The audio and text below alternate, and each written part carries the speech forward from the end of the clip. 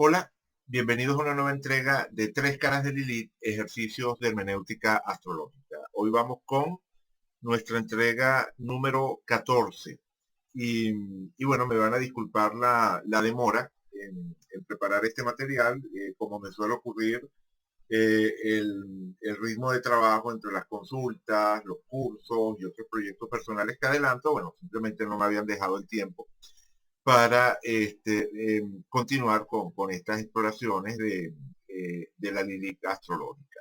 En el material anterior estuvimos hablando de la carta de Augusto Conte y una de las cosas que me pareció interesante de ese caso fue la forma en la que llegué a él. Como expliqué en su momento, planteé un conjunto de condiciones dentro de la base de datos, o sea, para explorar la base de datos de la que disponemos y a partir de esas condiciones que estaban pensadas para resaltar el protagonismo de las Lilith, llegamos a la carta de Augusto Conte.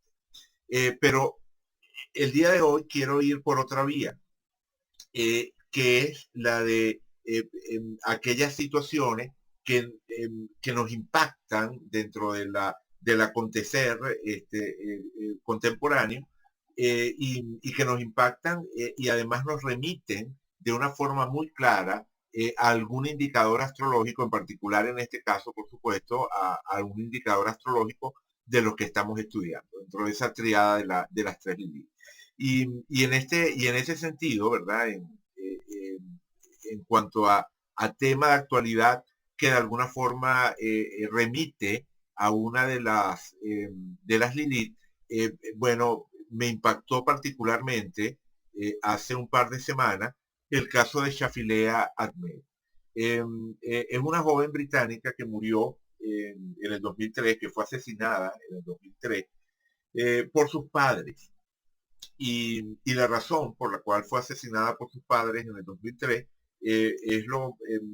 fue por lo que se llama un asesinato de honor. O sea, los asesinatos de honor que han ocurrido, más de uno en Inglaterra y en otros países occidentales, son asesinatos en los cuales una familia de fuerte tradición islámica mata a alguno de sus miembros, asesina a alguno de sus miembros, porque supuestamente estaría trayendo vergüenza a la familia al romper con las tradiciones y occidentalizarse, ¿no? Y abrazar el modo de vida occidental.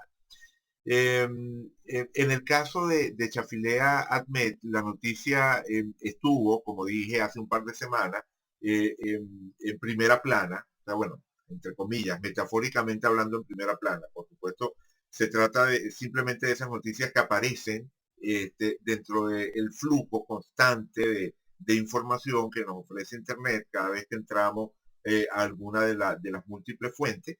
Y bueno, hace 2 semanas estuvo apareciendo recurrentemente información sobre Shafilea Ahmed porque culminó el juicio a los padres. O sea, el asesinato ocurrió en el 2003, pero fue ahora, a comienzos de agosto de este año 2012, que los padres fueron por fin sentenciados a cadena perpetua por el asesinato de Shafilea. Eh, inmediatamente, cuando uno piensa en esto, piensa en una joven que es asesinada por la familia y que es asesinada en función de los valores de la tradición, de ese universo al cual supuestamente ella tendría que serle fiel. Bueno, inmediatamente surge la idea de Lilith 1181, del asteroide Lilith 1181, y de ese mito del que hemos hablado como mito iluminador de las cualidades del asteroide 1181, que es el mito de Ifigenia. Efectivamente hay una connotación inmediata, o sea hay un puente inmediato entre el caso de Shafilea y el mito de Ifigenia. O sea, al igual que Ifigenia, Shafilea es una joven que es sacrificada por la familia en función de los intereses de lo que sería la patria, de lo que sería la tradición, de lo que sería la cultura patriarcal de la que forma parte. Y eso, el hecho de que exista esa similitud, que ese parentesco en el guión de la historia de Chafilea y el guión mítico, bueno, es una razón más que suficiente para explorar, para intentar explorar la carta de Chafilea y los tránsitos que tenía el día en el que fue asesinada, para ver si efectivamente Lilith 1181 era o no era protagónica en su carta y particularmente en ese momento en el que se literaliza la experiencia de ser sacrificada por la familia.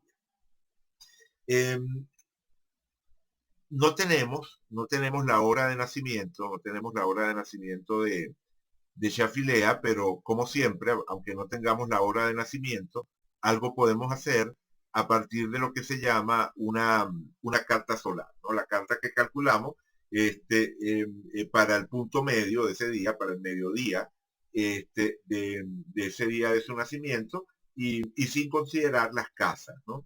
Ella nació el 14 de julio de 1986 y nació en Inglaterra, ella de nacionalidad que era británica, aunque sus padres eran o son pakistaníes. Eh, y, esa condición de estar entre dos culturas fue un poco lo que selló el destino de Shafilea. En la tradición islámica es muy común, por ejemplo, el tema de los matrimonios arreglados, o sea, que los padres establezcan algún tipo de convenio, incluso cuando los hijos son niños aún, de que fulano se va a casar con sutana. Y efectivamente había un matrimonio arreglado para Chafilea, al cual ella se resistía.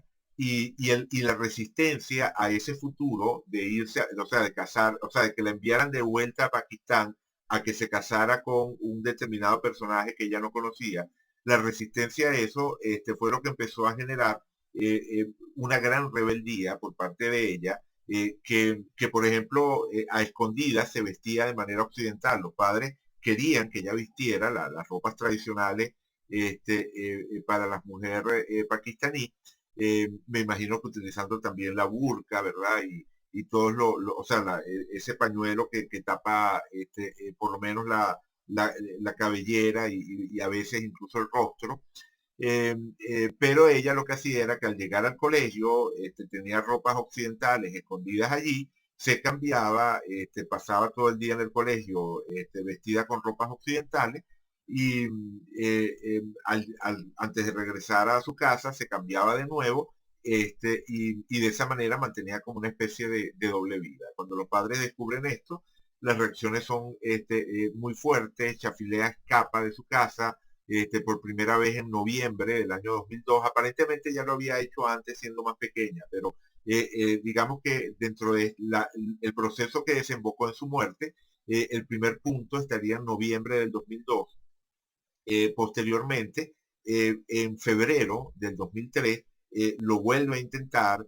En esa ocasión incluso firma un registro que existe en Inglaterra para personas sin vivienda, donde explicaba que la razón por la cual ella era una muchacha de 17 años que no tenía vivienda era porque si regresaba a su casa corría el riesgo de que la mandaran de vuelta a Pakistán a casarse con este X personaje.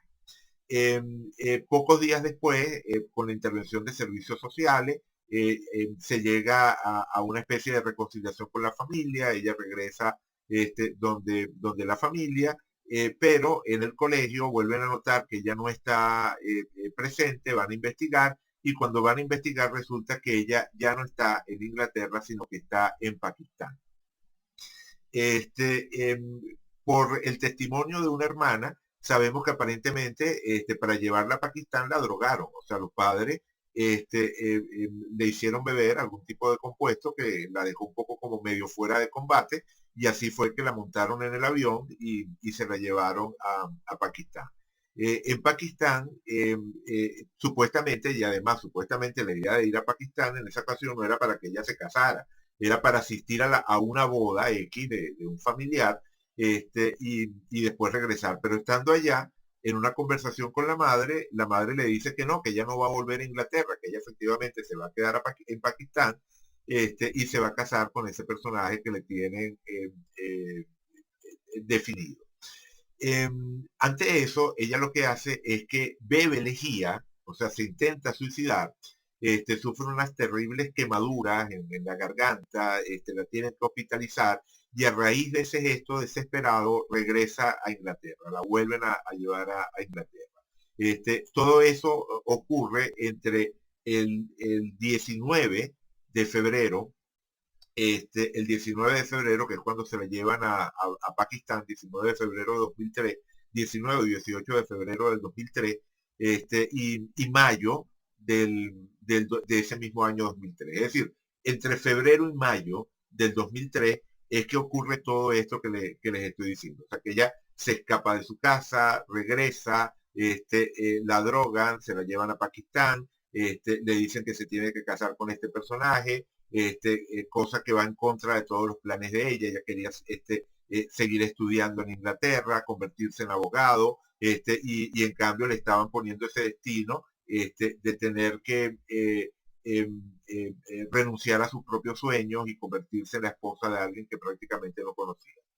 Y entonces, bueno, ella, como digo, desesperada, bebe elegía. Posteriormente los padres inventaron una historia, según la cual ella no se había intentado suicidar, sino que era que se había ido la luz, y ella, como se había ido la luz, se equivocó de frasco. En una versión supuestamente creyó que la lejía era enjuague bucal, y en otra versión se dice que creyó que era un jugo de fruta. Cualquiera de las dos versiones es sencillamente inconsistente, increíble, absolutamente ridícula, para el grado de las lesiones que llegó a tener Chafilea. O sea, lesiones que no la mataron, pero que la obligaron a tener cuidado médico regular, a partir de las heridas que le quedaron en la garganta. Bueno, lo cierto es que durante ese periodo, entre febrero y mayo, se da toda esta historia. Ella por fin regresa a Inglaterra. Una vez que llega a Inglaterra, incluso tiene que pasar un par de meses más hospitalizada. Cuando sale por fin del hospital, aunque tiene que seguir, como dije, con cuidados médicos por el tema de la garganta, eh, consigue trabajo en un centro de llamadas, continúa con sus estudios, pero además consigue trabajo en un centro de llamadas, y bueno, estaba de alguna forma rehaciendo su vida en Inglaterra. Los padres, evidentemente, a todas estas no estaban muy contentos con toda esta rebeldía, y consideraban, como ya dije, que Chafilea estaba trayendo vergüenza sobre la familia. Y el 11 de septiembre, si no me equivoco fue el 11 de septiembre, ahorita se me va la fecha, déjenme verificar. Ajá. Hay una página de Wikipedia dedicada al caso. De la noticia me enteré por alguno de esos servicios noticiosos, ahorita no recuerdo cuál, de la BBC, alguno de esos, pero en Wikipedia hay una página dedicada al asesinato de Chafilea, y allí podemos leer que efectivamente fue el 11 de septiembre de 2003 que ella desaparece. Y, o sea, hace su último turno en el centro de llamadas en el que trabajaba, y posteriormente no vuelve a aparecer. O sea, desaparece, y la muerte de ella entonces se ubica en algún punto, en algún día, en algún instante entre la noche del 11 de septiembre, y bueno, y la madrugada del 12, ¿no? Entre el 11 y el 12 de septiembre es que los padres la asesinan. Resulta que una de las hermanas lo vio, y fue el testimonio de esa hermana que eh, fue testigo. O sea, los padres no se dieron cuenta de que ella estaba por allí, de que se había despertado, de que estaba observándolo todo, y fue el testimonio de esta hermana lo que terminó de condenar a los padres de Chafilea. Entonces, como digo, ese día, el 11 de septiembre del 2003, ella desaparece, y posteriormente, por el testimonio de esta hermana, sabemos que fue asfixiada por los padres, que le pusieron una bolsa plástica en la cabeza, fue asfixiada y posteriormente su cuerpo fue abandonado en un río donde fue encontrada a comienzos del 2004. El juicio se tardó tanto porque, bueno, no había pruebas, o sea, desde el primer momento los padres fueron sospechosos, pero no había pruebas contra ellos, pero en el 2011, 2010 o 2011, ahorita no recuerdo, por el testimonio de la hermana, es que por fin se termina de armar el caso con el cual se llega a la condena de los padres. Bien, eh, a la luz de esta historia vamos a tratar de regresar entonces, como decía, sobre la carta y sobre los tiempos de esta, sobre todo ese último periodo, entre noviembre del 2002 y septiembre del 2003, esa última zona de la geografía que atravesó Chafilea desde el punto de vista astrológico y bueno, y por supuesto partiendo por su carta natal. Como vemos en su carta, ella era cáncer con la luna en Libra. Es decir, el sol se encontraba en cáncer, que es efectivamente un signo muy ligado al universo familiar, pero la luna, regente de cáncer y que estaría dando el subtono de la manifestación de cáncer en su carta, es Libra. Es decir, cómo no, ella es cáncer, pero con una gran valoración, o ella era cáncer con una gran valoración de el aspecto del intelecto, del refinamiento de la existencia a través del intelecto, de los temas como la belleza, la elegancia, el mismo tema de la coquetería, y por supuesto también temas como por ejemplo la valoración de la justicia, ¿no? No tiene nada de raro que una persona cáncer con luna en Libra tenga una aspiración o entre sus sueños pueda tener el querer ser abogado. Libra está asociado a todo ese tema de la justicia y de cualquier otra actividad en la cual el intelecto se convierta en un factor para refinar la existencia. Por otra parte, bueno, y estamos seguros de que su luna estaba en Libra, porque aunque no tenemos la hora de nacimiento, si calculamos su carta para el mediodía, la luna aparece en la mitad del signo de Libra, o sea, que aparece aquí en el grado 1652 de Libra. Lo cual significa que si nació al comienzo del día o si nació al final del día, igual la luna seguiría estando en Libra. La luna en el transcurso de un día se mueve menos de 15 grados, así que sabemos que estaría entre 7 grados más y 7 grados menos aproximadamente, alrededor de ese punto medio del grado 1652, lo cual nos da una luna en Libra, como decía. Ajá, bueno, por otra parte, ella tiene, y eso sí lo sabemos con certeza, porque son planetas que no se mueven tanto a lo largo de un día, tenía una cuadratura de Saturno a Venus. Esto es, o sea, o mejor dicho, vamos a ver un poquito su Venus. Definitivamente este es uno de los temas clave, porque no solamente por el hecho de que Venus sería el regente de su luna en Libra, sino porque Venus tiene mucho que ver con lo que está en juego en la historia de ella.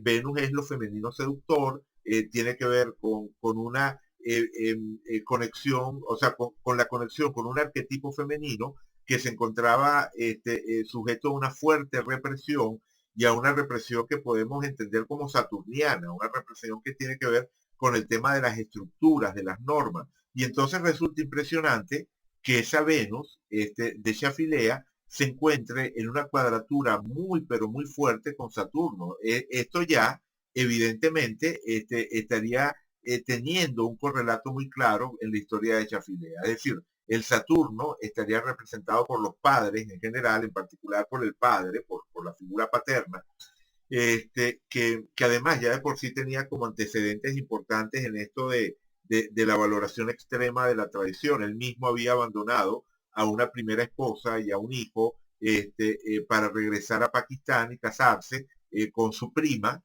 que la mamá de Shafilea, a partir precisamente de esta cosa de los matrimonios tradicionales, arreglados. Y uno podría pensar que alguien que vivió eso en carne propia podría tener como la actitud de decir, bueno, si yo lo hice, ¿por qué no lo vas a hacer tú? ¿No? O sea, de una vez abrazada esa tradición, de querer precisamente imponer ese mismo destino sobre los hijos. Claro, otra posibilidad sería que alguien que viviera eso quisiera salvar a sus hijos de ese destino, pero sabemos que ambas polaridades, ambas manifestaciones serían posibles. En el caso de Chafilea, él efectivamente se convirtió en ese Saturno defensor de las tradiciones que estaría ahogando la expresión de Venus en su carta.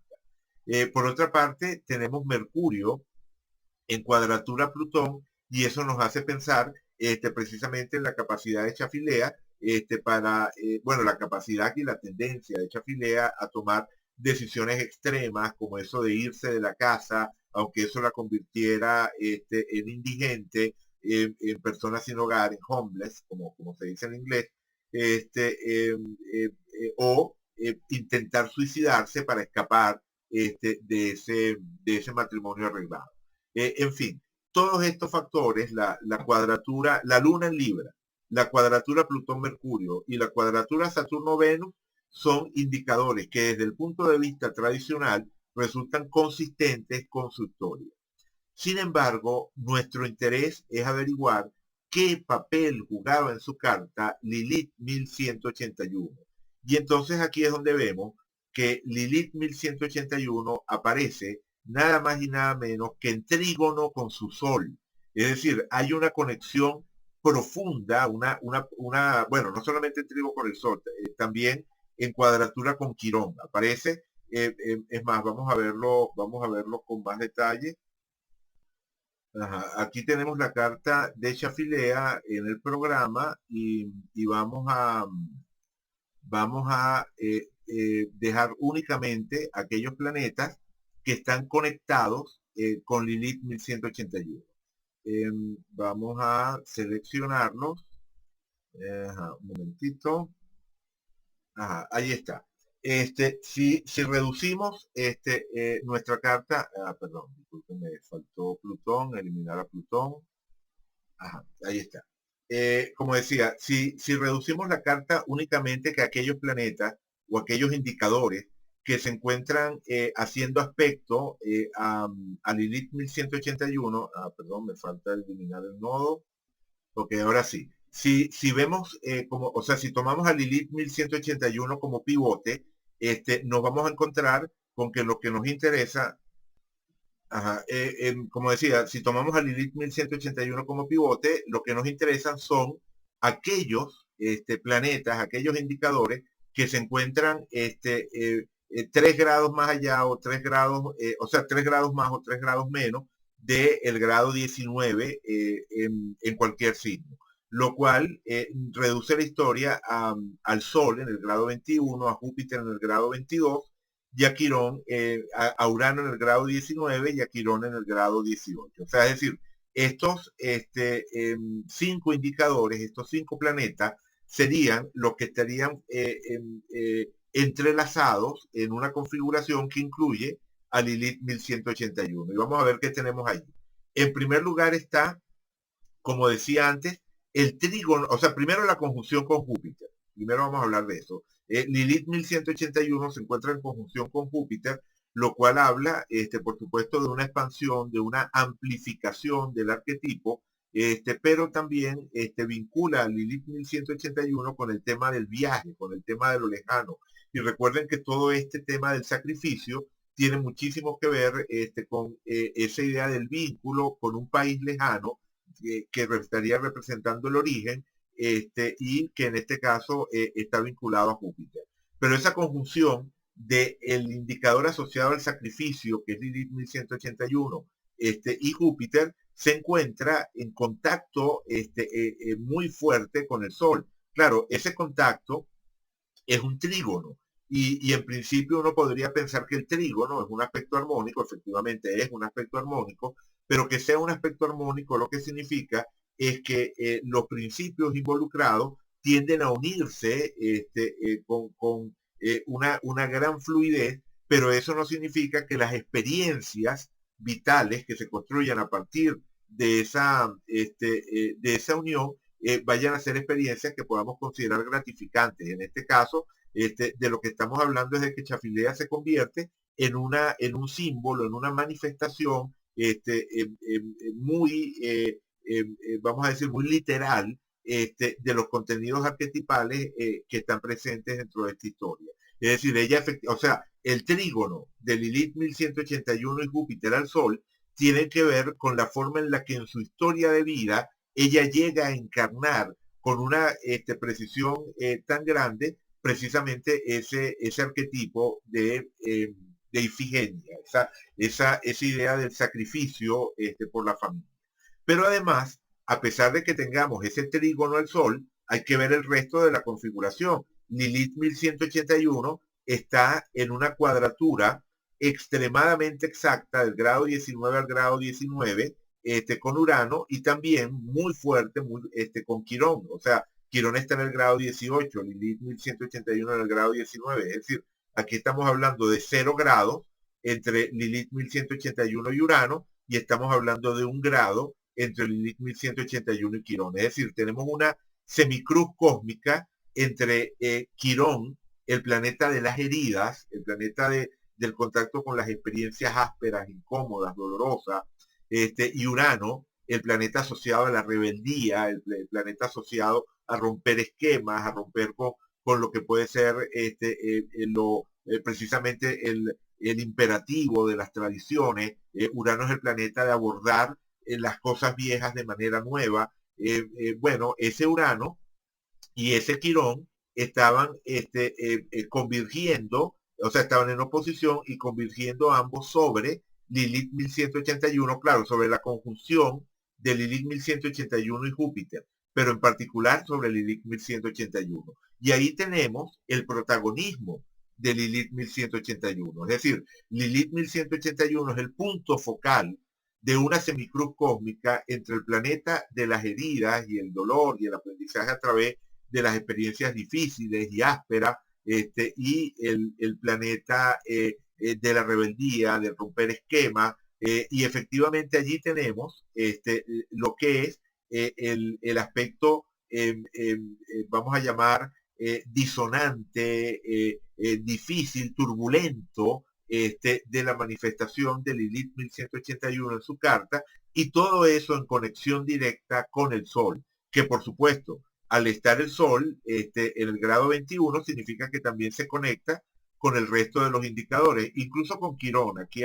Aquí no está apareciendo el contacto Quirón-Sol, porque claro, son los planetas más alejados, Sol en el grado 21 y Quirón en el grado 18, pero si subimos un poquitico el orbe, si subimos un poquitito apenas el orbe de ahí está, ahí aparece, subiendo un poquito el orbe, tenemos que todo el mundo aquí está conectado con todo el mundo, así que cualquier toque a un punto de esta configuración va a estar activando el conjunto completo. Hay dos cosas que quiero destacar. O sea, podría hacer un análisis fecha por fecha. En Internet se encuentra información de la cronología de toda esta historia. O sea, si ustedes buscan en Internet, pueden encontrar más de una página en la cual está esta cronología, donde están marcados los hitos, las fechas importantes. Bueno, yo consulté varias, ¿no? Y a partir de estas cronologías uno puede colocarse en determinada fecha y estudiar los tránsitos que se estaban moviendo sobre su carta en cada uno de esos hitos. Pero como eso sería muy largo, voy a tratar de resumirlo en lo que sería como los puntos más importantes, los puntos más señalados de esta historia. Vamos a colocar los tránsitos de esa fecha, vamos a colocar los tránsitos eh, del, del, de la fecha de la muerte de Chafilea. Un momento. Ok, allí está. Este es el cielo tal como estaba en ese 11 de septiembre del 2003, cuando ella desaparece. Y fíjense en algo que simple y llanamente resulta impresionante cuando pensamos precisamente en este protagonismo de Lilith 1181. Fíjense en la posición de Lilith 1181 en tránsito y en los tránsitos que recibía Lilith 1181 natal en ese momento. Bueno, Lilith 1181 natal estaba recibiendo una oposición al Sol. O sea, el Sol en conjunción con Mercurio se encontraban en oposición a Lilith 1181 natal. Lilith 1181 natal en el grado 19, como habíamos visto ya, el Sol en el grado 1843. O sea, bueno, y de hecho, en el grado 1843, esto está calculado para la noche del 11 de septiembre, pero no sabemos exactamente a qué hora fue que ocurrió esto. En todo caso, sabemos que fue en ese instante en el que el Sol en tránsito, un indicador bastante rápido, estaba precisamente señalando la Lilith 1181 por oposición, estaba señalando la Lilith 1181 de Chafilea. Pero fíjense en que Lilith 1181 en tránsito, en el grado 21, ¿verdad? En el grado 21, 21-32 aparece allí, estaba en ese momento haciéndole oposición al Sol de Chafilea, oposición exacta, al Sol de Chafilea en el grado 21-43. Es decir, esto es particularmente significativo, es decir, que encontremos un caso en el cual hay una resonancia tan clara del mito de Ifigenia, lo cual nos lleva a pensar, como decía, en Lilith 1181, y que al revisar su carta encontremos ese protagonismo de Lilith 1181 del que hablaba antes, pero que cuando vemos en la fecha, o sea, que adicionalmente a eso, cuando vemos la fecha en la cual se literaliza esta historia, nos encontremos nada más y nada menos que con un protagonismo tan evidente del asteroide. Es decir, no estamos hablando de un tránsito, no sé, tangencial sobre la carta de ella. Estamos hablando de un doble impacto del Sol en tránsito sobre el Lilith 1181 y del Lilith 1181 sobre el Sol. Es decir, los indicadores en tránsito, los indicadores natales conectados por un doble impacto que involucra exactamente los mismos indicadores. Es decir, el Sol, que es el núcleo de nuestra energía, que es el aspecto de la vitalidad, que es el aspecto del estar en el mundo, del construir una vida, y Lilith 1181 que nos coloca en este arquetipo del sacrificio. Claro, cuando hablamos del sacrificio de Lilith 1181, la mayor parte de las veces, en condiciones normales, lo abordamos como la tendencia que puede tener cualquier individuo a sacrificarse por quienes les resulta entrañable. Pero a la luz del mito de Ifigenia, sabemos que, cómo no, esa es la manifestación moderada del arquetipo, pero la manifestación extrema del arquetipo lleva al sacrificio que implica la autoinmolación o simple y llanamente a vivir la situación en la que caemos víctima de los verdugos que nos convierten en el cordero que es llevado al sacrificio. Eso lo hemos visto en otros casos, por ejemplo en el caso de Nancy Spungen, cuando estábamos viendo esa carta de Nancy Spungen y la forma en la que fue asesinada por el novio, o cuando estábamos viendo el caso de Bartolomeo Vanzetti. O sea, literalmente el Lilith 1181 puede llevar a la persona a convertirse en la víctima que es sacrificada. No necesariamente en un sacrificio voluntario, es lo que quiero decir. El sacrificio voluntario es una de las manifestaciones del Lilith 1181, pero el ser convertido en víctima o incluso el asumir el rol de verdugo también puede ser una manifestación del arquetipo. Es decir, con Lilith 1181 tenemos básicamente tres manifestaciones. El sacrificio voluntario, el sacrificio que se me impone o el imponer a otros un sacrificio. Y en el caso de Chafilea es evidente que el arquetipo se manifiesta convirtiéndola a ella en la víctima, atrayendo sobre sí las acciones de esos padres que la convierten en la víctima ofrendada, por así decirlo, a ese Dios que es la tradición. Es la víctima sacrificada en el altar de la tradición. Si nos lanzamos un poco más hacia atrás, ¿verdad? Si tratamos de ver lo que se estuvo moviendo en la carta de Chafilea durante todo el periodo anterior, desde el año 2002, desde finales del 2002, hasta ese desenlace en septiembre del 2003, bueno, uno de los indicadores más importantes es Plutón.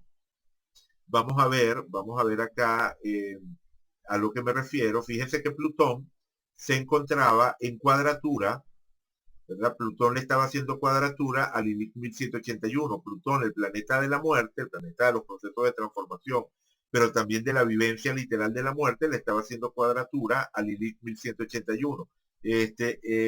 Pero fíjense en esto. La cuadratura fue exacta a finales de enero, principios de febrero del año 2003, hasta mayo del año 2003. Fíjense que durante todo este periodo, que es el periodo que precisamente tiene que ver con ese infierno que vive Chafilea, donde se escapa de la casa, donde regresa y posteriormente es drogada y llevada a Pakistán, donde intenta suicidarse, donde termina regresando a Inglaterra con unas heridas muy graves. Todo ese periodo corresponde precisamente a la zona en la cual estuvo extremadamente protagónico a menos de un grado de la exactitud esa cuadratura de Plutón a Lilith 1181. Es decir, la parte más, o sea, por supuesto el desenlace de la historia es el 11 de septiembre del 2003, como ya lo vimos, pero el preámbulo más dramático a ese desenlace es precisamente los acontecimientos entre febrero y mayo del año 2003, y es justo allí donde Plutón, el más lento de los indicadores astrológicos, el planeta que está asociado precisamente a esas experiencias extremas, movilizadoras desde el punto de vista emocional, le estaba haciendo cuadratura, un aspecto extremadamente turbulento a esa Ifigenia, a esa Lilith 1181 de Chafilea. Por supuesto que al estar tocando a la Lilith 1181 de Chafilea, estaba al mismo tiempo tocando el resto de los indicadores de los que estábamos hablando. Es decir, como ya vimos antes, al estar haciéndole cuadratura a esa Lilith 1181, significaba que también le estaba haciendo conjunción a Urano, cuadratura también a Júpiter, oposición a Quirón, quincuncio al Sol. Es decir, al estar aquí sobre Urano, justo sobre el Urano natal, estaba activando todos esos puntos. Es como si pensáramos en una mesa donde si movemos una de las patas de la mesa, toda la mesa se mueve. Entonces, es precisamente durante todo ese periodo durante el cual Chafilea estuvo viviendo este paso de Plutón, que se arma toda esta historia, incluyendo si vamos al comienzo estaría en el contacto de, Quirón, de Plutón a Quirón, en la oposición de Plutón a Quirón. Si vemos eso, regresamos a los tránsitos. Ajá, si vemos la cuadratura, perdón, la oposición Plutón-Quirón, si vemos la oposición Plutón-Quirón, nos encontramos con que aquí, ¿verdad? Desde comienzos de ese año, desde finales del 2002, comienzos del 2003, la historia arranca, o sea, Plutón arranca en lo que sería la zona de protagonismo intenso. Hay un precedente aquí entre marzo y mayo del año 2002, pero tenemos que aquí en enero del 2003 comienza el protagonismo plutoniano y va a mantenerse durante todo ese periodo hasta ese momento en septiembre, ese 11 de septiembre donde las cosas llegan a su grado extremo. Es decir, si vemos los tránsitos de ese día, ¿verdad? Si vemos, si colocamos los tránsitos de ese día y vemos lo que podemos observar con respecto a Plutón, nos encontramos con que Plutón está en oposición a Quirón, en conjunción a Urano, también podemos observar por acá, aquí está, la cuadratura a Lilith 1181. Es decir, en ese mismo momento tenemos la oposición a Quirón, la conjunción a Urano, la cuadratura a Lilith 1181. Aquí no está apareciendo la oposición, perdón, el quincuncio al Sol. Ajá, pero subiendo un poquito el orbe lo encontramos. A ver, ¿dónde está? Ajá, aquí está. Plutón quincuncio al Sol, efectivamente, ¿no? Claro, el quincuncio Plutón-Sol sería muy amplio, 4 grados. Pero lo que quiero destacar es que Plutón, como dije antes, al estar tocando uno de los puntos de la configuración, seguía moviendo toda la configuración completa. Es decir, todavía estábamos dentro de lo que sería ese telón de fondo de Plutón como planeta afectando toda la configuración de la que formaba parte Lilith 1181 y también el Sol. Por supuesto, es evidente que los tránsitos protagónicos de esa fecha son los que ya mencionamos antes. La oposición del Sol a Lilith 1181, 0 grados de orbe, y la oposición de Lilith 1181 al Sol, también de 0 grados de orbe. Al mismo tiempo, por supuesto, cuando hablamos de una oposición del Sol a Lilith 1181, estamos hablando de que también el Sol le estaría haciendo cuadratura a Urano, le estaría haciendo cuadratura a Quirón, es decir, está tocando los mismos puntos que ya mencionamos antes de la configuración, en particular toda la semicruz cósmica. Al hacer la oposición, el Sol a Lilith 1181, este contacto de acá, este que vemos aquí en la carta, al tener esta oposición, también le está haciendo cuadratura a los otros indicadores de la semicruz cósmica, donde sabemos que además estaba presente ese telón de fondo de Plutón. Es decir, lo que quiero decir es que toda la historia previa la podemos asociar a ese paso de Plutón que establece como el telón de fondo, por supuesto con los correspondientes indicadores que van activándose y que van personalizando, singularizando cada uno de los momentos de la historia, pero con ese telón de fondo de Plutón en cuadratura a Ifigenia, en cuadratura a Lilith 1181, a ese tema del sacrificio, y en ese momento donde la historia culmina, el 11 de septiembre del 2003, bueno, tendríamos presente énfasis, simplemente que se sale de escala del indicador a partir de esa posición del Sol al Lilith 1181 y del Lilith 1181 al Sol, que le estarían dando como el sello definitivo a esta historia y estableciendo claramente el parentesco simbólico con este indicador astrológico y por lo tanto con el mito de Ifigenia, que fue de lo que partimos al comienzo.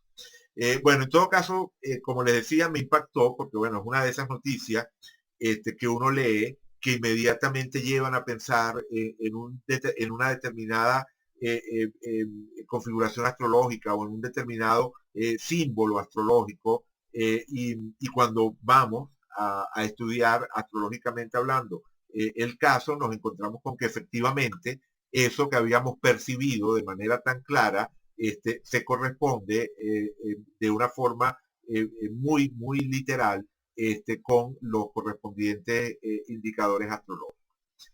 Bueno, lo voy a dejar hasta acá.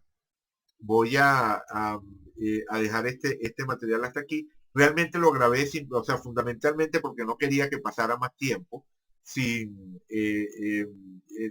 presentarles alguna entrega de estas exploraciones hermenéuticas. Ojalá la próxima no se tarde tanto. Y bueno, gracias a todas las personas que veo que siguen estos materiales. Y bueno, lo sé porque veo las reproducciones en YouTube y sé que hay algunas personas que efectivamente están siguiendo esta historia.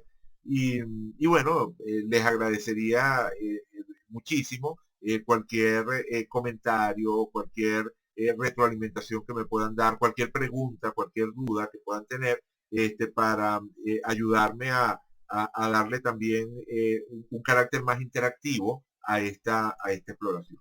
Bueno, muchísimas gracias por estar allí, muchísimas gracias por tu atención y será entonces hasta nuestra próxima entrega.